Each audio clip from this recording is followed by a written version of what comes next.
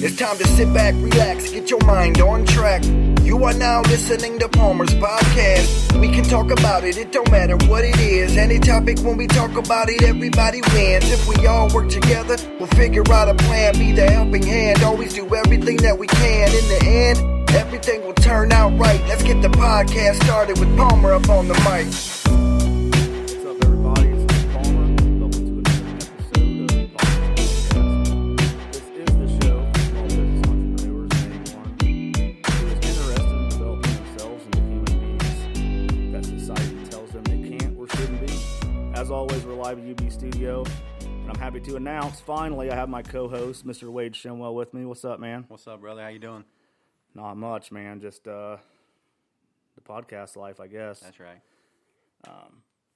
Wade wasn't able to be here the first one. I wanted to get Wade involved. He is a high output individual, successful entrepreneur here in Wabash. Owns Box Drop of Wabash, selling mattress, box springs, possibly getting furniture coming in the future. It's on its way, man. Just whenever it gets delivered, should be here soon, hopefully. Right on, man. Hey, just tell everybody listening, man, like just a little bit about you and what you're about and why you decided to agree to do this podcast, man. You know, I just like being part of stuff with you, dude. You know, we met here.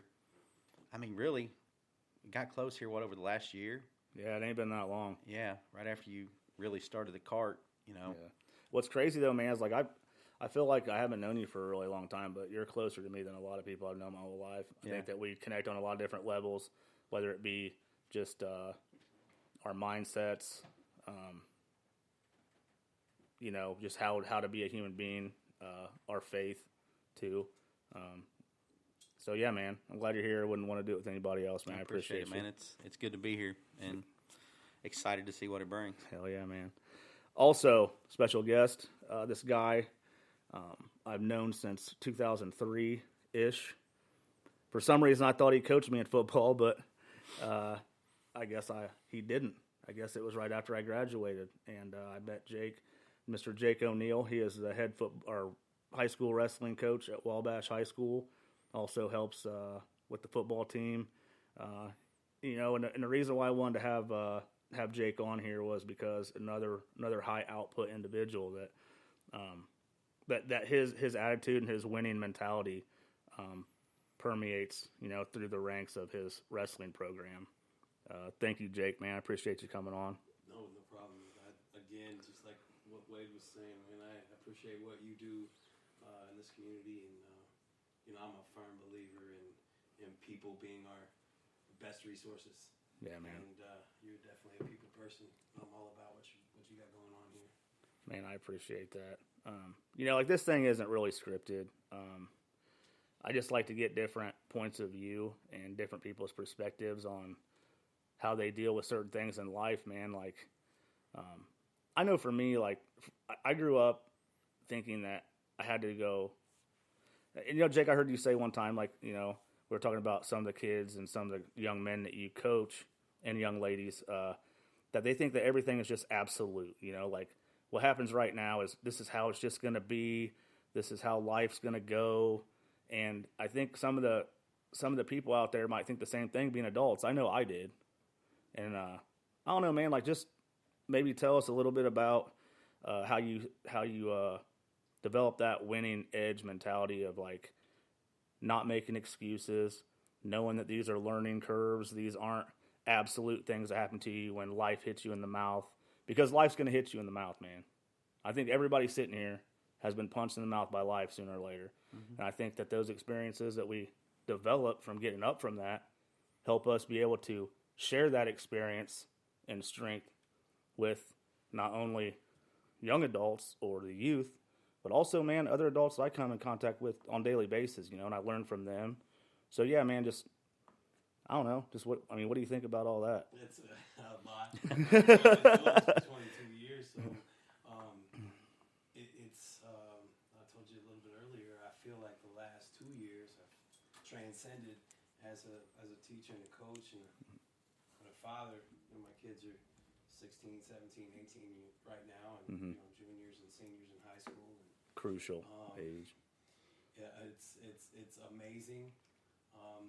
crazy, all in one, and to be doing this for as long as I have, I've seen changes, and not just the kids, but Right. society Mm-hmm. and me and the way I've looked at things, and I think through obviously experiences with people and especially the kids, I've incorporated a lot more love and compassion into what I do. A little patience in there, probably a little bit more. Well, these are things that I struggle with. Yeah. That's why. I've always struggled with them. I've always been a go-getter and let's just suck it up and go after it and be tough and believe in mental toughness and it's not always easy to ask somebody just to do that. Yeah. Like there's no like textbook to it. Like there's no like I mean we're kind of touching on that mental health aspect of it is like, like these kids have access to so much information, right? Like they can instantly look. It's almost overload. Yeah. They're overloaded, man, with like all this information. So, and I know from being around like young adults and like teenagers, they're like all the time on their phone. Which whatever. Like Right. I'm not here to be like that dude, that old guy saying, "Get off your damn phone. You need to be on your phone all the time." Like, I mean, don't get me wrong, I do that, but then I'm on my phone. Right. So I kind of understand what Jake's saying. Like, it's different now. They live in a different reality. It's than so we did different. when Like, we were growing up. Yeah, like I was going somewhere the other day and I was like, man, I forgot my cell phone, and it was just like literally like down at the store, and I'm like, I feel naked. I feel like something's wrong. Right. And honestly, like, so instant access to all information. You're totally getting judged on whether you're getting likes, loves, how many followers you have, all that BS. And I think that a lot of people, not just young adults, I think a lot of adults get lost in that too. Like, I know in the business game, like that's what you want. You want everyone following your stuff.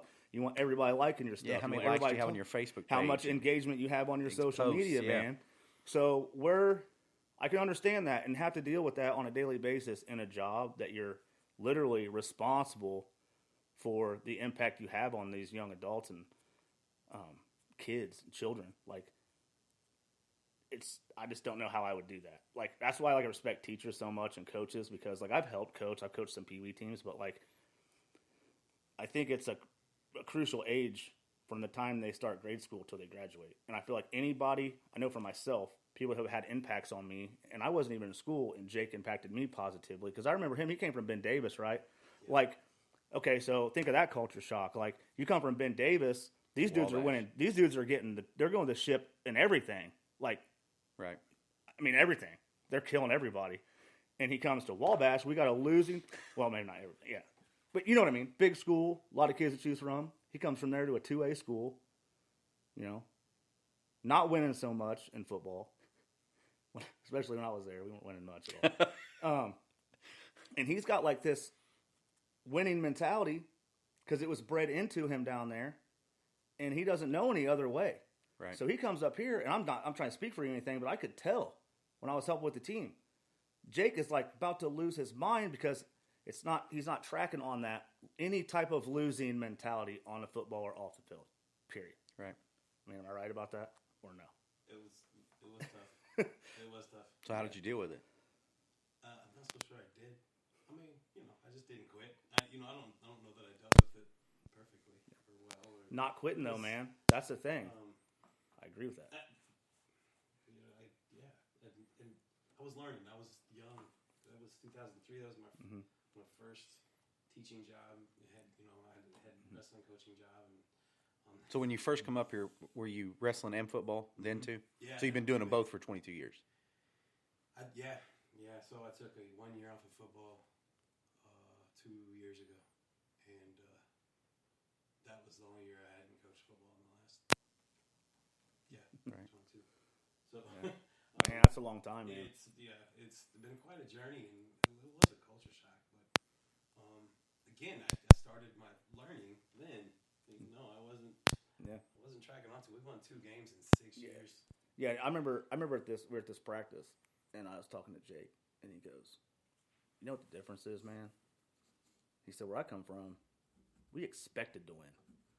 Like, even if all the odds were stacked against us and on paper there was no way we were going to win, we still expected we were going to win that game. And to go from that to a mentality like, man, it'd be nice to get a game won. Like, that is a total 180, And I feel like you can take that into life too. That's how I was. Even in like business, I didn't think I was ever going to be in any type of business. I mean, come on, dude, really? Right. That wasn't going to happen. So I was like, man, it'd be nice to eventually get a job, eventually have some success. It'd be nice if and I was always blaming God too. That was the other part. It was always God's fault. Like, God just didn't love me or whatever. Which, that's a whole nother topic. Right. But like, I was just like, there's no way that was going to happen. And it'd be nice to. But then when I started to evolve into, okay, I'm just going to try it. I'm just going to jump both feet in and see what happens. And now it's like I expect certain things to happen. So it wasn't like, I think that's a process there. I mean, even if you're coaching with athletes, with children, I don't know, I don't have my own, but with children, with friends, with people with the same different type of mentality that are kind of maybe down and out in life, like, if you can just get over the hump and get out of bed one more time, if you can just put them cleats on one more time, if you can just put that headgear on one more time, get out there again. I think that is just how I have to break it down in my life. I don't know if any of you guys can even relate to that or not, but Don't quit. Yeah, don't quit. Right. It's it's way easier said than done. Mm-hmm. Yeah, Especially at times. yeah. But I mean, it would have been real easy for you, coming from that winning mentality and coming down here because, I mean, I didn't play football. I can relate. I went to Northfield. We'd win one game a year. We'd beat Triton, but that was about it. Right. But it'd have been real easy for you to just take on the mentality that they had down here. Just get a paycheck. It would be I'm nice. just gonna get this little. Yeah, we're gonna go out there and coach and be nice to win one or two games. How did you keep yourself from going into that mentality and keeping, you know what I'm saying? Yeah. Like, keeping the winning mentality instead of just giving in to what's down here. Okay, it'll be okay to just win one or two games instead of, pushing the kids to go out there and work your ass off and try to win every single game, whether we're behind the eight ball or not. Yeah, I think I started realizing, again, I was young, I think I started realizing my impact on the kids beyond the wins, Yeah, too. It absolutely. wasn't like I was giving into that at all. Don't get me wrong. I was just finding a way to appreciate what I did. Right. And developing some of these relationships with kids that, like he was a kid. like me. I mean, yeah. I was a head case, man. And that are Dan Johnson. Yeah. I mean, he's got a boy in our wrestling program now. One of the best running backs I've ever seen. I thought in two-way ball. He was an animal. It's amazing to look at it on this end of my career. But I was just starting then. I think that's what I was really hanging on to, and not quitting on myself either. Trying to instill some hope in these kids. I think what you were talking about, the expecting to win, was really crazy. I was just coming off coaching with Tom Allen. Yeah, IU. Right? Yeah, he was defensive coordinator at Penn Davis. That dude must have some magic following him, man. I spent 2 years with him, and in the building, and he was the dean of students there, and the assistant football coach when I was there. He was head football coach when I came up here, and won a couple state titles with him, and then went to Wabash. And amazing human being, but that's awesome. He said that he told a story this year about his the first week he took over at IU, and he had all the players write down what they thought their record would be, and then he told them to write down what they thought their losses. Like, okay, we lose this many games, who are our losses going to be? Who do we made them write down the losses they thought they were going to be, and then he kicked the kids out that put down like Michigan State and all the powerhouses. Well, no, are supposedly the borderline. Oh, okay. Like the schools that he was like, man, we can beat those teams. Yeah. Not the powerhouses. Okay. He's like, okay, I'll give him that. But he kicked the kids out that were like writing down the Yeah. Michigan State's, the Illinois, the games that were winnable, that he thought were winnable. Right. And, he's just real, man. That's he's awesome. He's just a real human being and raw and full of love and that's awesome. Compassion and all that good stuff. I watched him after a game, man, and it was like these players were literally his kids. Like, you wouldn't be able to tell a difference between him and their parent, just how they were clowning with him and talking to him. Like, he creates that culture, and those dudes played for that guy. I mean, they won some games they should have never even been in, and they won fairly decent, So I think that, man, like, time spent with people like that, I think that's crucial, Relationships. In life. People are your best resources, man. Getting the kids and the people that play for you and the people that work for you and the people that are around you, getting them to buy in what you're selling, no matter what it is. Yeah. And, that's kind of what you had to do when you come here. It's kind of from where I'm sitting. You come in, with a winning mentality to a school that doesn't have one. They gotta buy into what you're selling, and sometimes a win's not a victory. Exactly. You may not score. Right. Yeah. You may not score the most points, but which it goes back to, and that's not saying that everybody needs a participation trophy either. No, that's saying that there's things more important than sports, because there is. The kids get out there and they played as a team. Yeah. And they leaned on each other and they helped each other versus. Or their teammate was like having a tough day, cats. man. Had nothing to do with sports, Teammates having a tough day, and you're sitting in the locker room talking after practice about their tough day, Seeing that brotherhood develop. That's what I loved about sports. And that's what I loved about coaches who did that too. I had a lot of coaches, that would sit with me and talk to me about basically what the fuck's wrong with you. Right. Mostly, why are you athletic and talented and you're just screwing it all up? Like, what's going on with you? And I couldn't tell them. So, like, I think when I coached, I'd have kids in the Pee Wee level that it reminded me of me, So I'd ask them after practice, hey, man, what's going on at home? You all right? Everything good? And, 9 times out of 10, they're like, yeah, I'm just tired, coach, whatever. But, that one time out of 10, he's like, oh, man, shit ain't good at home. And I could talk to him about some of my experiences with how things happened when I grew up, or in high school, or in junior high, or in elementary school, where, bullying or whatever, was going on, because we've all dealt with that. It was just like Jake was saying. Back then it was like, suck it up. Okay, well, a lot of dudes I know sucked it up, and we buried them. I mean, if we're being real about it. Right. And, maybe they needed somebody to be like, hey, what's up? What's going on at home? This ain't me coaching you. This is me being a friend. And that's why I see in Jake, man. That's why I wanted to have him on the show, is because, okay, so you were assistant coach,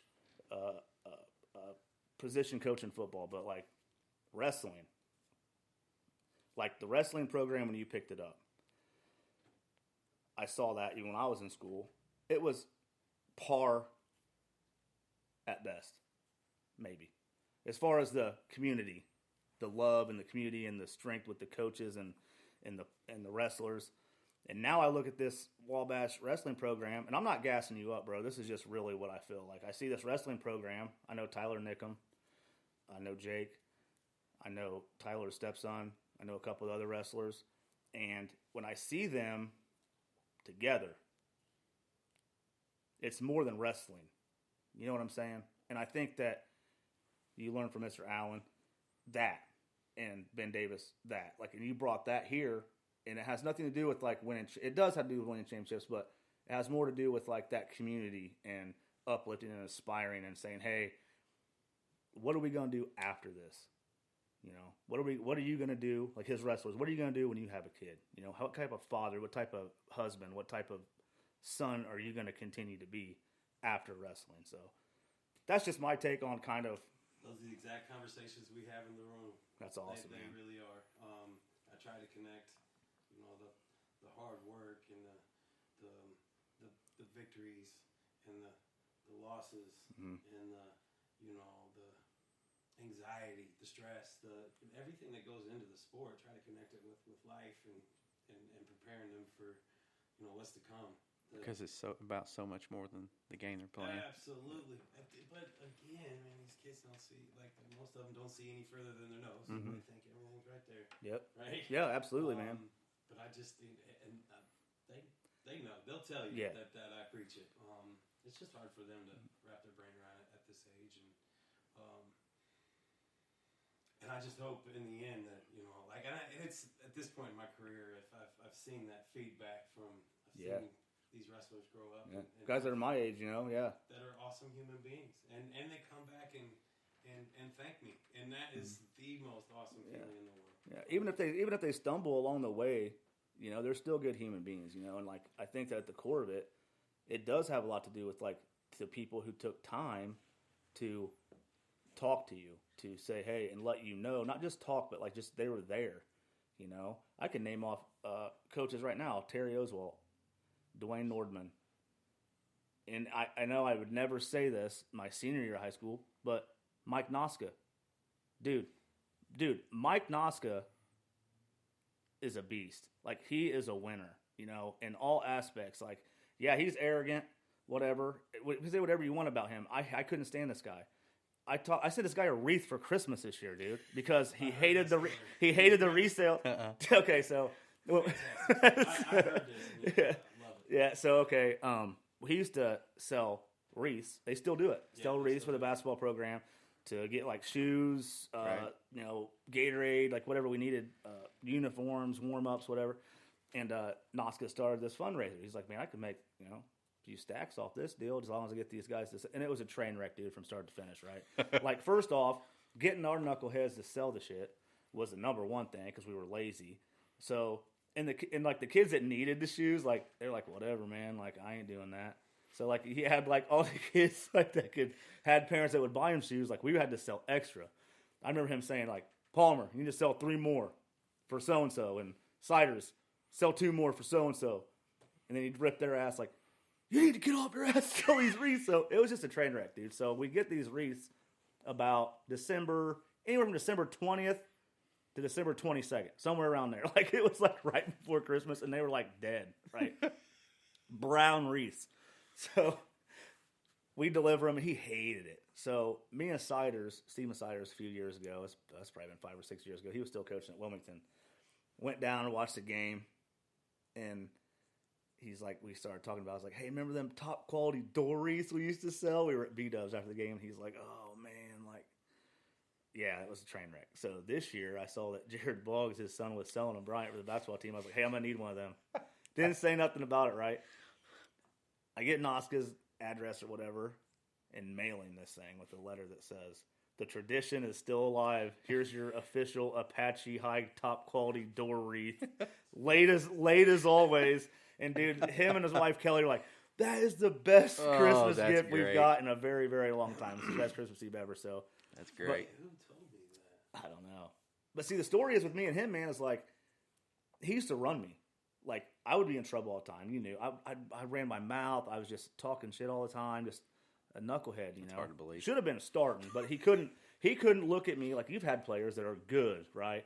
And they can't start. You can't start them because it sends a totally negative message for the rest of their life. Like, I'm not going to reward you for being a dick, So that's how Noska was. He was like, dude, I don't care how much talent you got. You just sit the bench, dude. You'll play JV as a junior. I don't care. I'm from Pittsburgh. That's how he was, man. Like, hey. That dude was great. He was really awesome. I love playing cards with him. Yeah, so I hated him, right? I couldn't stand this dude because all the stuff he was telling me, man, like. You just didn't want to hear it. And he would just make me run. I remember Provo was the assistant coach. He came into practice one day, and the practice was about over.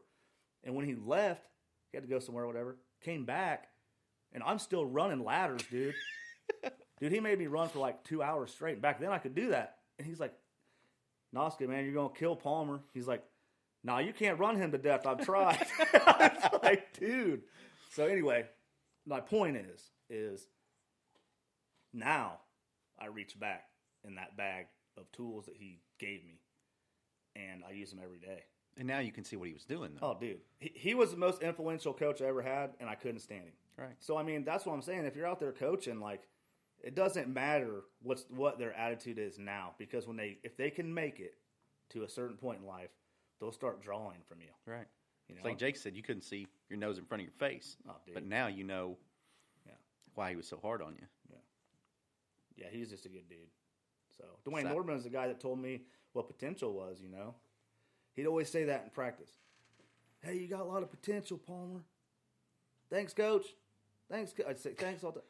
And after practice came, he was like, you know what potential is? Yeah, that's what he said. I said, he's like, you know what potential is? And I'd say, nah, not really. He goes, I know you don't because you're a dumbass. He's like, I'm going to tell you, though, what potential is. It means you ain't shit right now, but with a little bit of work, you might be half-ass decent. And I was like, oh. Thanks. Yeah, thanks, I guess. He's Thanks like, yeah, again. it's not a compliment, dude. So, but yeah, man, like, I know it can get hard probably, like, being a coach or even a parent. I don't know. But, like, I think, and the stuff that my dad told me, pulling from it now, dude. 37 years old, pulling from it just now, like, starting to see, oh. Okay.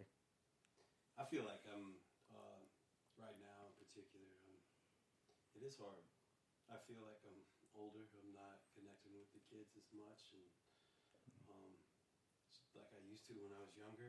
I feel like things have changed, and Things had to change a lot. yeah, Like well, your and role's this year- changing. And yeah, this year's been rougher. This Has it? year has absolutely. There is a change in these children. I don't think this last 12 months What's good on him? great on them. Some of them thrived, but everything we talked about earlier, with the anxiety and depression, and they still had their phones. Yeah. They still had that overload, Yeah. right? And Overload of toxicity and with, toxic information, man. and then not being able to get out and interact with each other, Yeah. and have,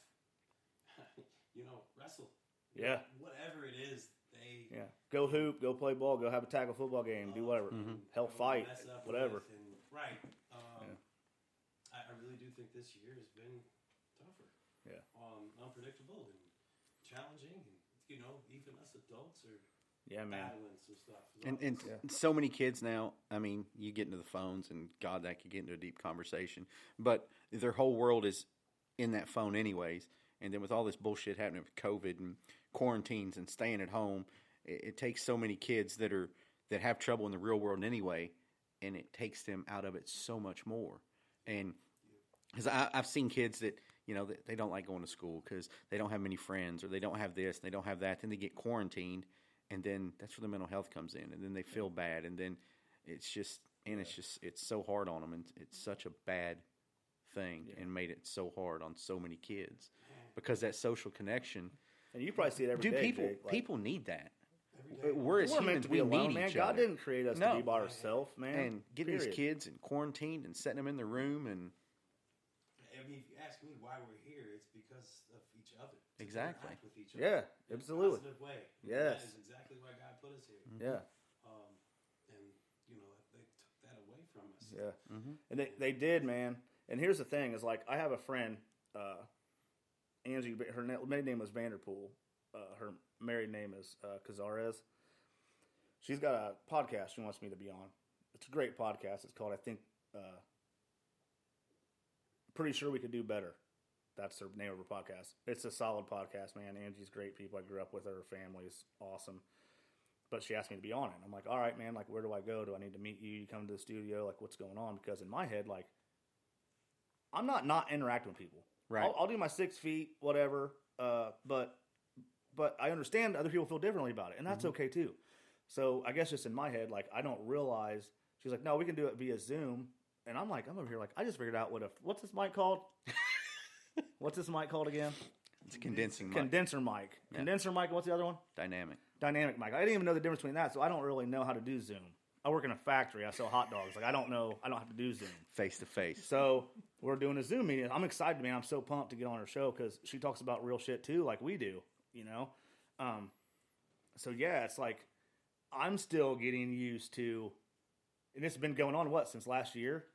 I'm still getting used to that. So I can imagine like kids who were so used to going to school, going to practice, like they had their routine down. I mean, kids have a routine just like we do. I get up, go to the gym, go to work, do my business stuff, go home, go to bed.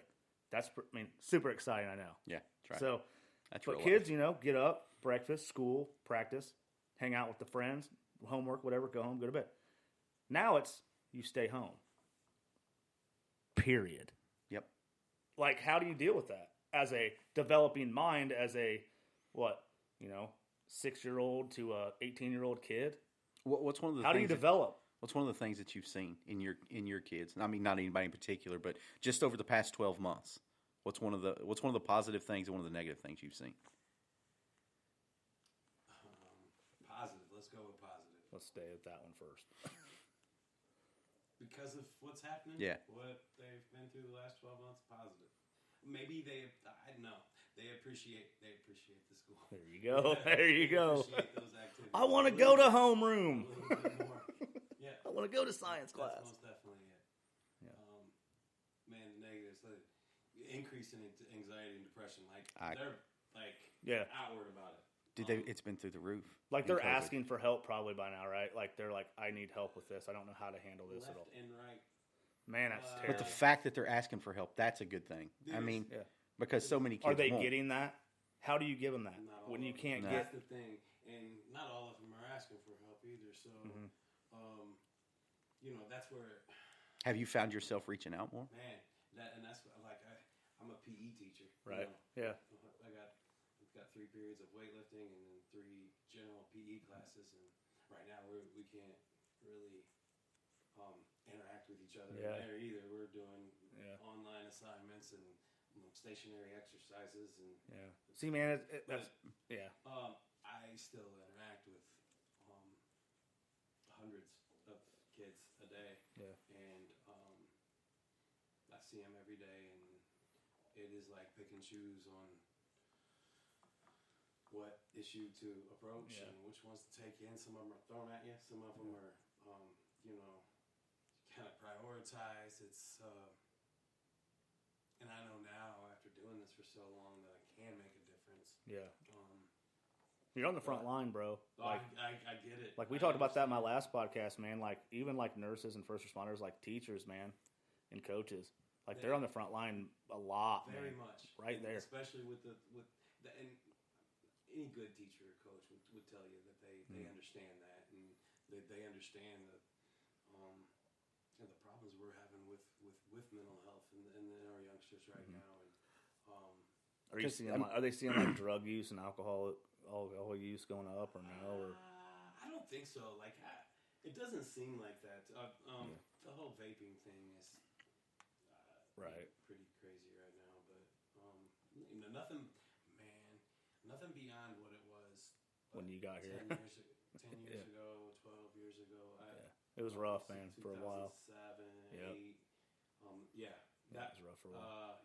Very rough. Yeah. And like just to have gone through all the phases of that, and to be on this end of it with what we've currently got going on,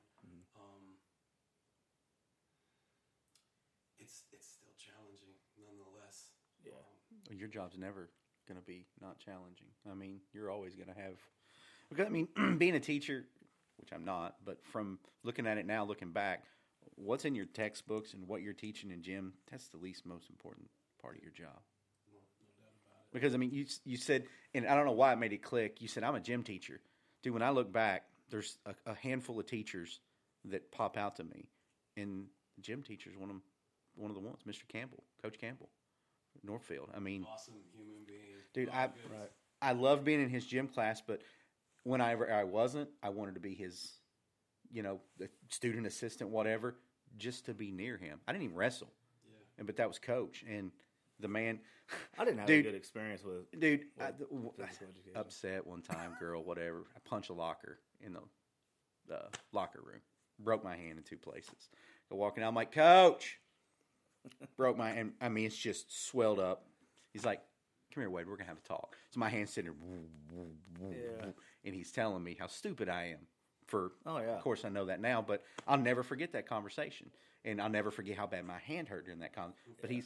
But that's not important right now. You need to listen while, and the man was awesome. Yeah, but he saw something that he's like, man, this could be turned into something. Dude's hitting shit. I mean, seriously, right? I mean, who's he gonna hit? He gets the girlfriend gets mad with. So I mean, coaches and people, adults, think of that. Right. We don't when we're that age. Exactly. I don't know, man. The only thing I really remember about Jim was I had Mr. Holslaw, God rest his soul. We used to steal his cigarettes. And then in high school, I had Mr. LaForge, and that dude had a freaking street mini hook in basketball. Get outta here. Couldn't beat him, dude. Swear. Get outta here. I was on varsity basketball team. Couldn't beat him in basketball. LaForge, huh? Couldn't beat him in one-on-one, dude. I'll never guess that. He was tall and he was long, man. Yeah. So he just had that baby hook shot. You can't guard him without. You can't block it. You Right. got to foul him. And he would talk smack, dude. LaForge would talk shit. He'd be like, money, and it would go in. He'd be like, "Who's your dad?" Boom. I was like, and so I was getting laughed at. Never played him. I played him twice, 2 times in a row. Beat me both times. Never played him again. I got to teach with Tim Holslaw Did you? for 6 years, man. And yeah, I'll never. That dude was old school, bro.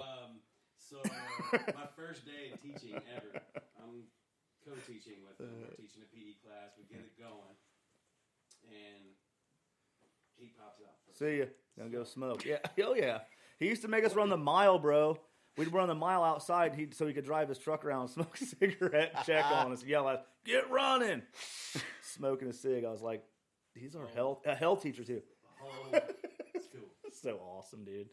He was, and he's the reason I drink coffee too. Is he? Yeah.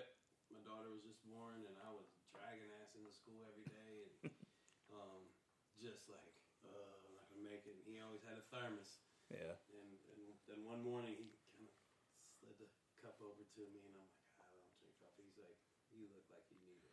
You're gonna start. And I did. And hot and heavy I went. And it's been a savior ever since. Holstall's an awesome dude. So, your kids, man. Keegan, loved watching him play football this last year. So he went to Franklin College today. How was that? Awesome. Great experience for him and me. Yeah. Proud dad moment for sure. Oh yeah, cool, man. I liked watching him play, man. It seemed like he kind of knew where plays were going. Like you could tell, like maybe someone might have watched film with him, or someone taught him how to watch film.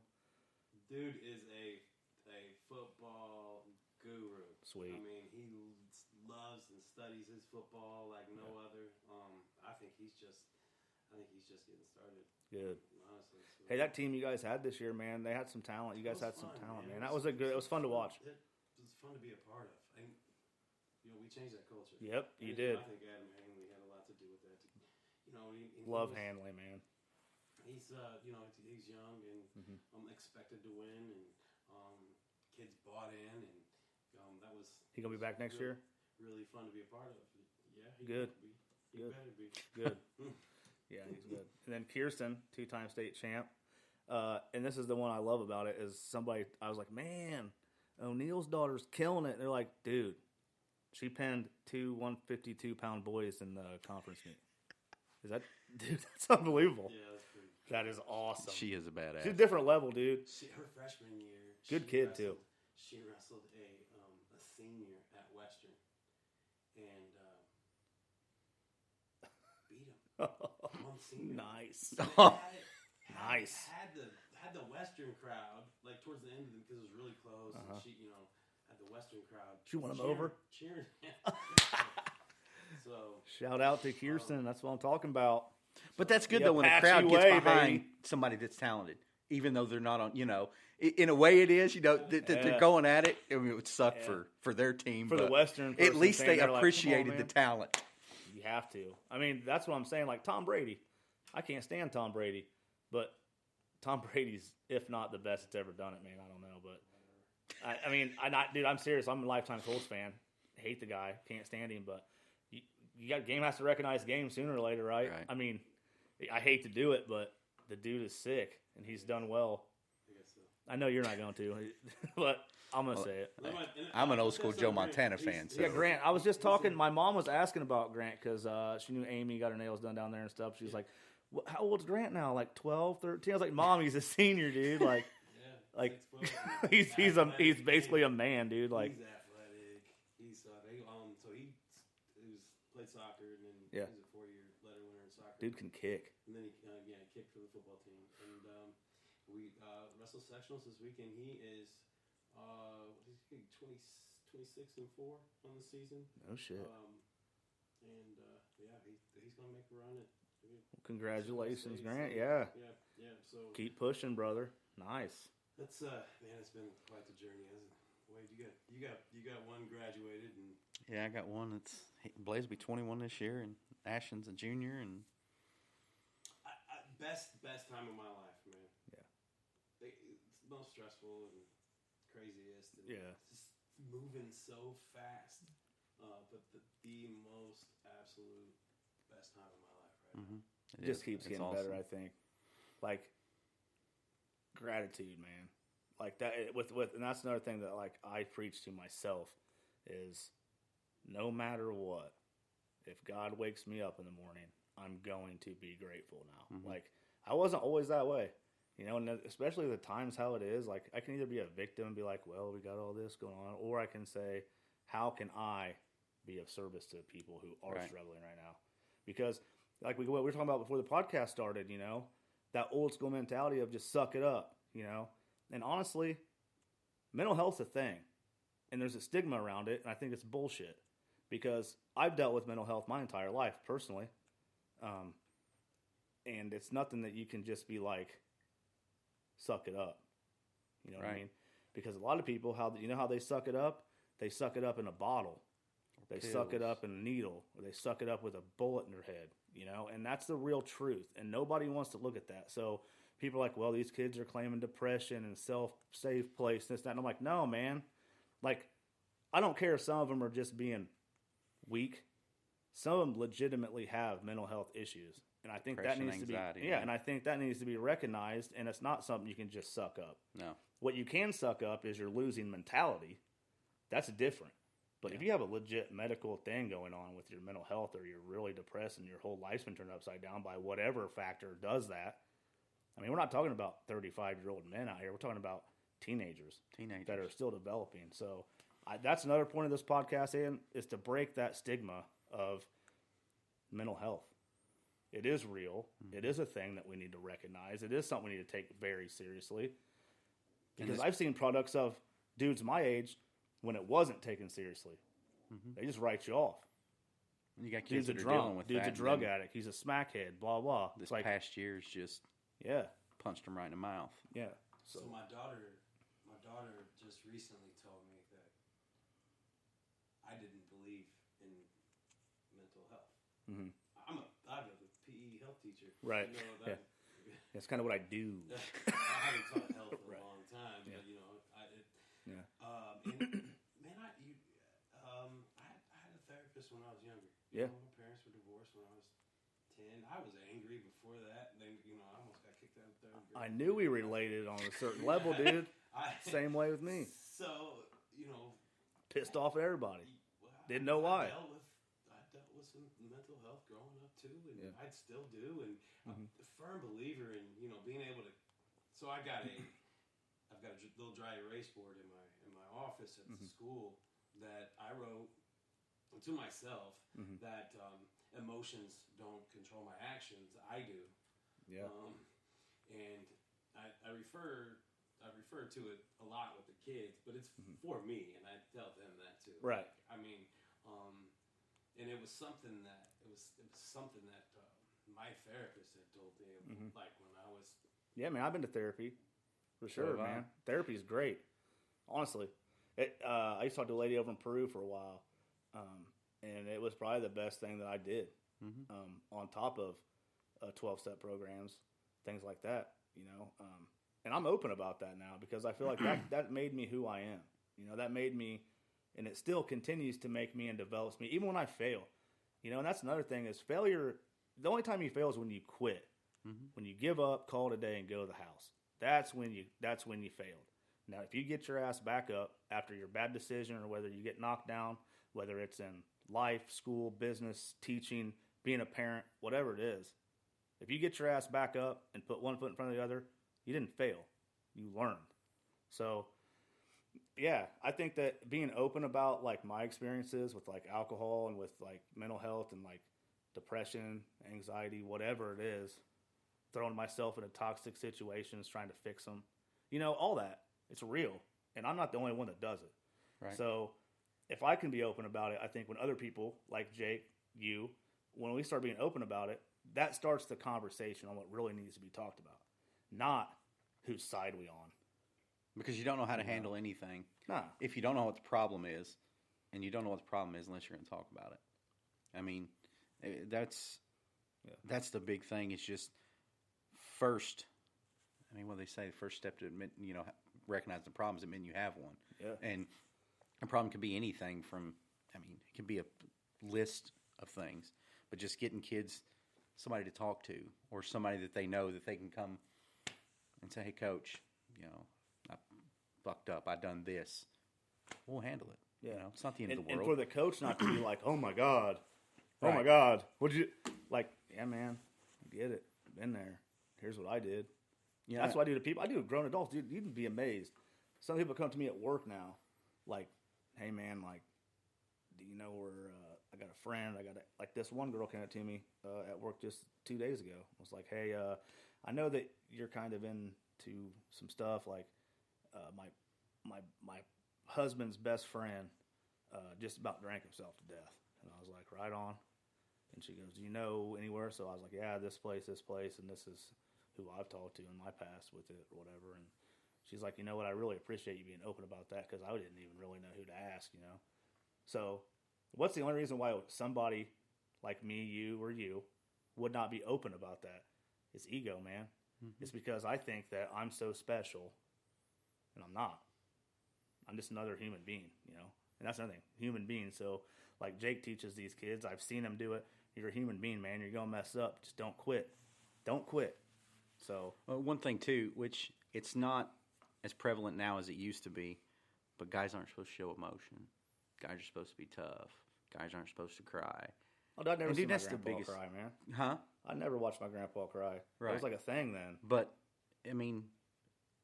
there's three dudes sitting here. Every one of us have emotion. Every one of us struggle and, and trying to, getting past that, which, like I said, it's not the same stigma now that it used to be, but it still is. We're not supposed to talk about our mental health issue. We're not supposed to talk about our problems, but we've got to. I just told a fifth grader walking off the mat on Sunday to not cry. Yeah. I told him not to cry. So, well, there ain't no crying in wrestling. That's different. Well, those different situations, but and teaching that is tough. Right. To compartmentalize that. Right, but it's on the same. We have to be mentally tough, dude, in wrestling. Yeah. Mm-hmm. Okay, you can't show emotions in wrestling, and you can't show that you're tired. You can't. Mm-hmm. But hey, when you step off the mat, man, like. Mm-hmm. Yeah, but that's just the same. Yeah, there's a flip side of the coin, exactly, man, and that's what I'm saying. Like, because I'm saying this right now. At the same time, some dude comes up to me and starts saying, "Man, this is that. My woman did this, or my kids did that." And this is. I'm like, "Well, what'd you do?" Right. What'd you do, bro? Why don't you look at yourself? Mm-hmm. So why don't you quit having a losing mentality and win today? So yeah, there's totally different circumstances for everything. I'm saying, like, the mental health thing is one thing, but the other part of it is you ain't gonna get nowhere being a victim. Right. I don't care if it's mental health, if it's relationships, if it's anything. Being a victim all the time is not gonna get me anywhere. I don't know what's gonna get for everybody else, but I know for me, being a victim and have a victim mentality kept me down the trenches, down the slum holes, hanging out with the Me Too's forever. Mm-hmm. Hey, you and I have lost my job, me too. Hey man, lost my woman, me too. Hey man, I can't do this. Yeah, me too. Hey man, went to jail, me too. You and I have that's where you're going to end up at. Talking about whatever, taking a step back and looking.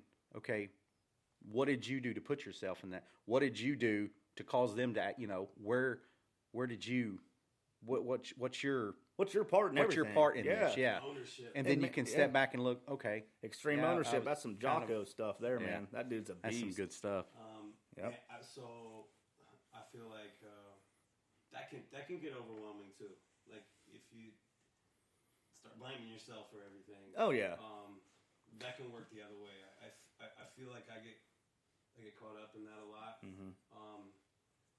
There's a fine line between blaming yourself and taking responsibility too. Yeah, that's true. And, right. Well, and that's the growth part. Right. Mm-hmm. Exactly. Right? To differentiate that. Yeah. Boo, I'm gonna go eat some. That could be an ego too. I'm gonna go take some responsibility for it. We're gonna make this better. Right. Yes. See. Yes. That's what I'm talking about. I knew Jake got it, man. That's why I had to come on don't- here. I knew here's it. the thing. I don't feel like I get it. I don't. I feel like I'm still learning and trying. But your actions overall, from what outside looking in, looks like that. And I feel like that's what people watch is your actions. I can sit here and talk on a podcast for 15 years and still be doing the same thing I was doing before, and everybody's like, man, that dude's full of shit. So it's like when I walk out of here, I got to be like, what are you doing different today than you were doing yesterday, Palmer? To myself. Right. And I think that, like you said, taking ownership and knowing that you're not the victim and not playing that ego. Because, see, ego can go either way. Oh, That's man. what I've been taught is ego can be I'm better than everybody or I'm way worse. Man, I struggled with that for years. Still do sometimes. But if I can get right in the middle and just be part of what God wants me to be is just one other person in this world, then I don't have those swings, you know.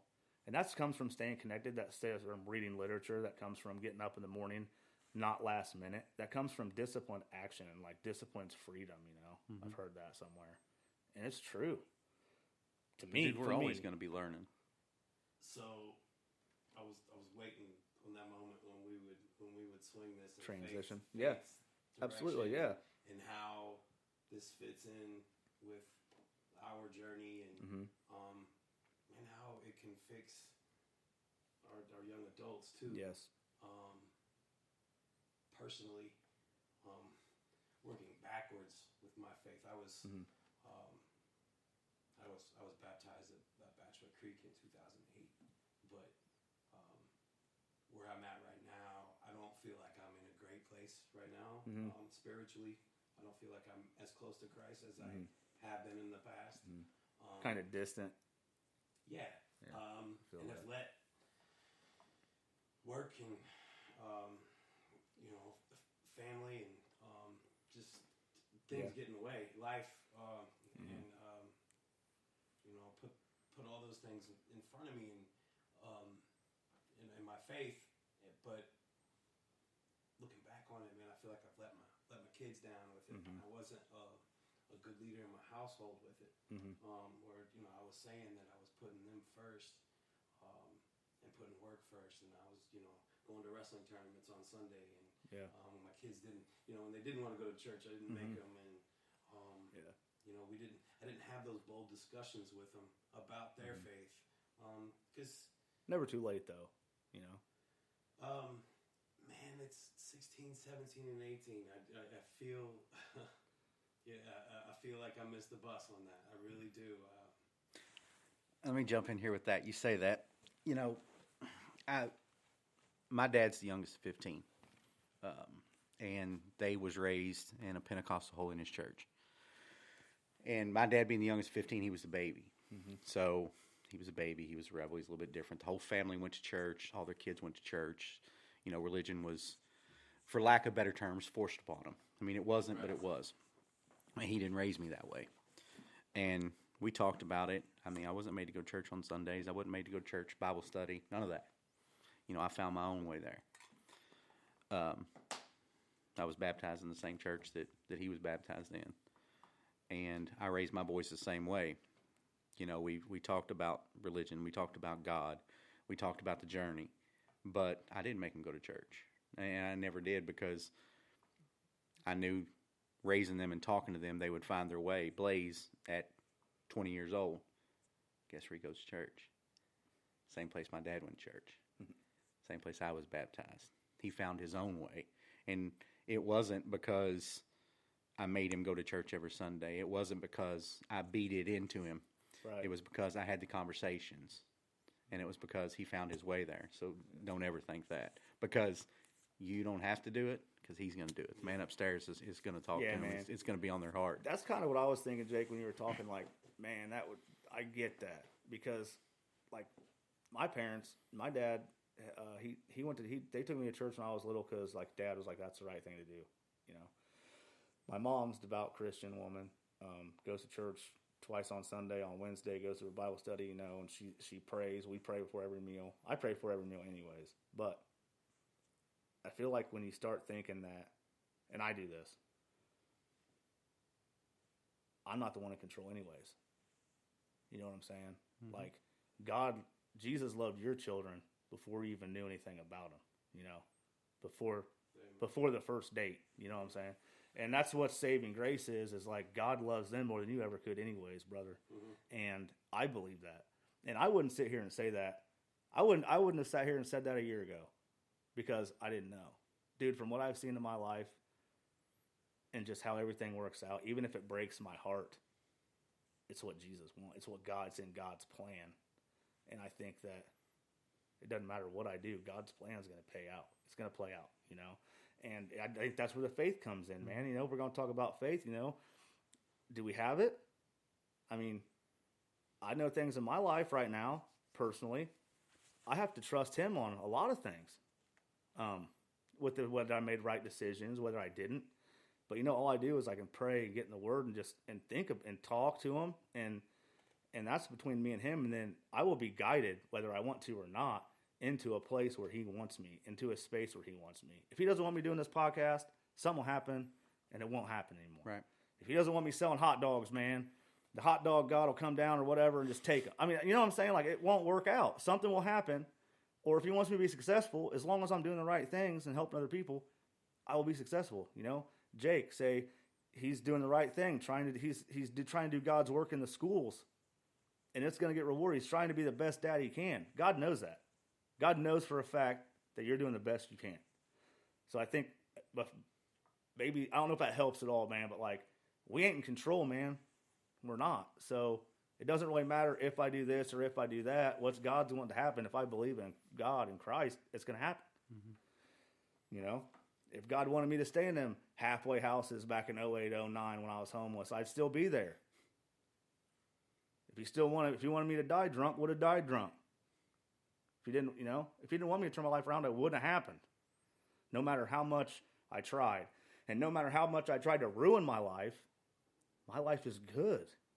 I'm blessed. I have great people around me, dude, sitting here tonight. Just a small example of the greatest things that he's blessed me with, man. And I have done nothing to deserve it.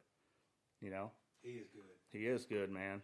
I'm glad we got on that topic because that's what I was really wanting to talk about. Because I think that doesn't get talked about enough. I don't think that... Not anymore. I think everybody's afraid, man, because they think they're choosing a political side. And that's not even close to what's going on. I don't give a shit what's going on in that. Afraid or getting blinded. Like, completely forgotten about. You ain't supposed to think... Completely forgotten about. And it's like the podcast. It says it's like you're supposed... I want to break the lies of society. And the majority of society, what it seems like, is telling you that you can't be or shouldn't be the person that God intends you to be. That's BS, man. That's not what God's saying. That's what everybody else is saying. Not everybody else, but a lot of people. Right. So, you Society know. wants And us that's to another believe thing we is, don't man, need it goes back to that getting laughed at thing. I'm a firm believer, man. If you can't get laughed at, you have no business being in business. You ain't got no business. It's going to hurt. If you want to be a Christian, you better get ready to get laughed at, man. You better get ready to somebody put you on a freaking flagpole and just make fun of you.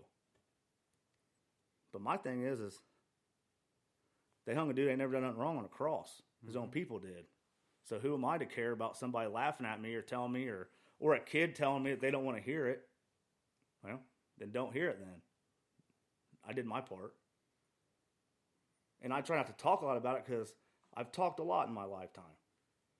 But I want my feet to show it. Right. You know? If I'm out here messing up all the time, which I do sometimes, mess up, backslide, I get right back up though. I have to. It's that no quit thing. I didn't come up with that. It's in the Bible. I didn't come up with any of this. You know, I've read it somewhere. Someone taught it to me. You know, my mother taught it to me when I broke down in her kitchen crying, you know. She was teaching me about how much God loves me. Didn't say one word about her. Talks about Jesus. It's what she does. And it helps me. So, I don't know. There's my rant. I'm going to get off my podium now. Man, I mean, as long as I've taught and coached and as many pre-match speeches I've given, you know, instructed, you know, dozens and dozens of kids that, you know, standing there staring at me. It's still, you know, 44 years old, over 20 years of doing this, and I still struggle with talking about my faith to the kids. I go back, like, when I was younger, I had a pastor that lived 2 doors down, and they were out of town, and I was mowing his grass. I was 10, maybe, Mm-hmm. And he had a friend that came over and was like, I don't know. He was checking on the house, and he came out, and he was like, "What church you go to?" And I'm like, we haven't been to church for a while. And this guy, like, I don't know, he scared me. Like, was very aggressive about, like, I should be going to church, I was going to hell. And Yeah, I can't deal with that. I'm just get that out in the open now. I can't handle that. Really pushed me away from any kind of activities that were involved talking about Christ. Yeah. And I don't. Even after that, you know, some of the people who would approach me about it would be uneasy about it. Like, I didn't want to push anybody away from it by mentioning it. Yeah. Kids are like that. No, I get that, man. Yeah. I get that because I think here's the misconception is, okay, I'm talking about Jesus, or I'm talking about God, whatever, talking about my faith. I think people take that as a misconception is I think that I don't do anything wrong, or I don't make mistakes, or I'm not human. And I think that's the misconception that needs to be broken. It's like, no, dude, I have faith because I am broken. Yeah. I am a broken person. And I have been for my whole life. Like Jake said, he was mad when he was younger, and my dad told me that one time. He was like, "Man, you've been mad your whole life." And up till, recently it started to get a little better, but he's like, "You were angry as a little kid, and we didn't even know why. You didn't have nothing to be angry about." I had a spiritual malady, bro. I had that hole in my stomach with the wind blowing through it. The only thing that was going to cure that was God, man. Was something higher than me. So no, I mean, I'm just going to put this as a disclaimer, if you will, on this podcast is when I start talking about God, it's not saying that I'm better than anyone or I know that I live this perfect life or anything like that. No, man, I'm one of the worst of the worst, bro. The only way I'm doing anything less than worst of the worst is because of the grace of God, period. I didn't do anything for it. Nothing. And I don't know what happened. But I know once I gave my life to him and getting baptized, man, that's cool.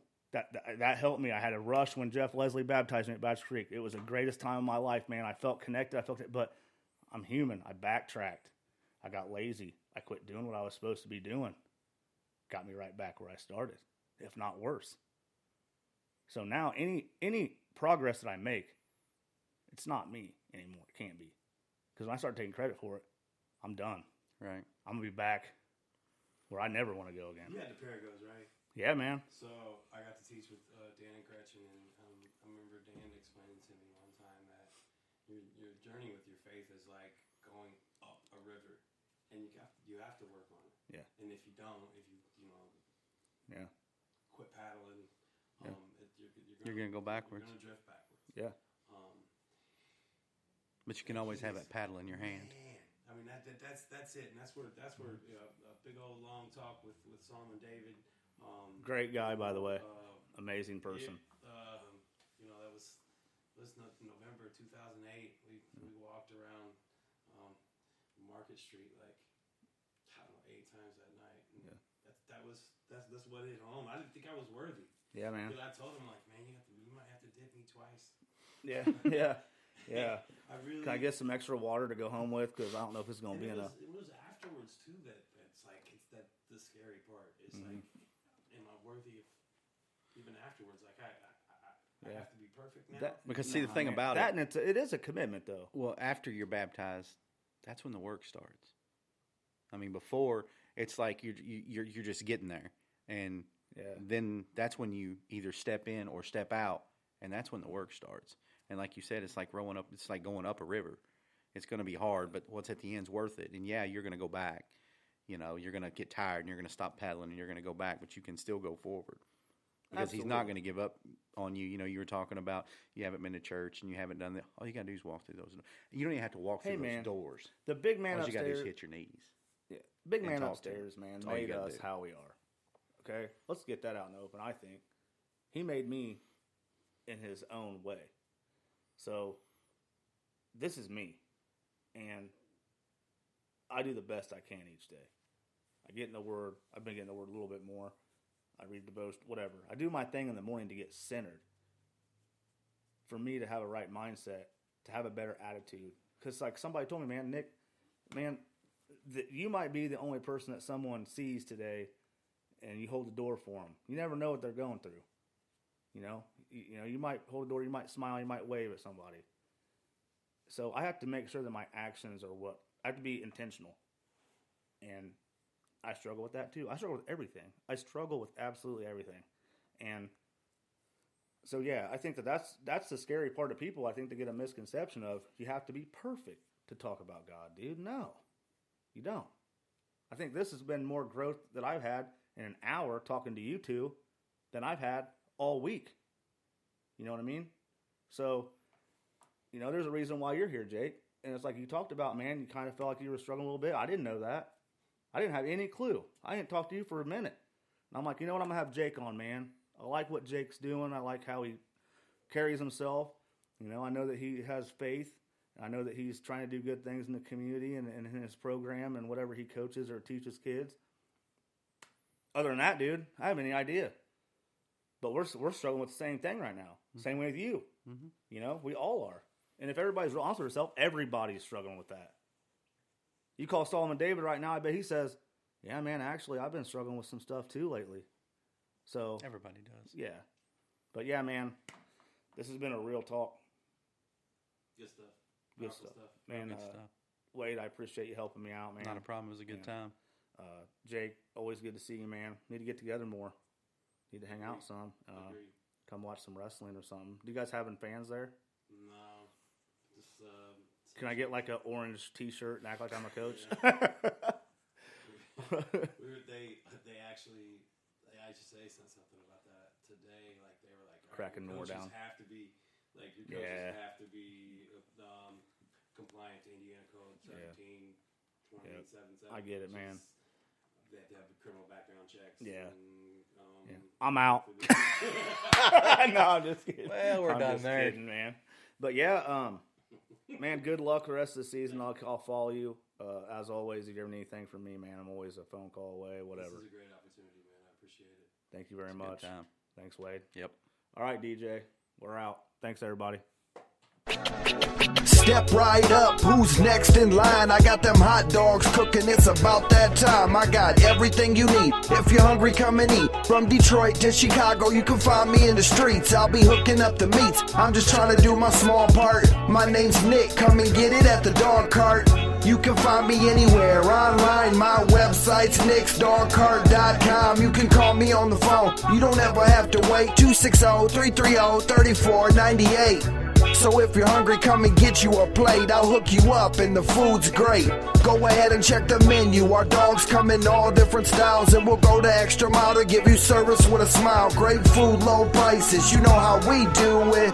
So come and see me and be a part of the movement.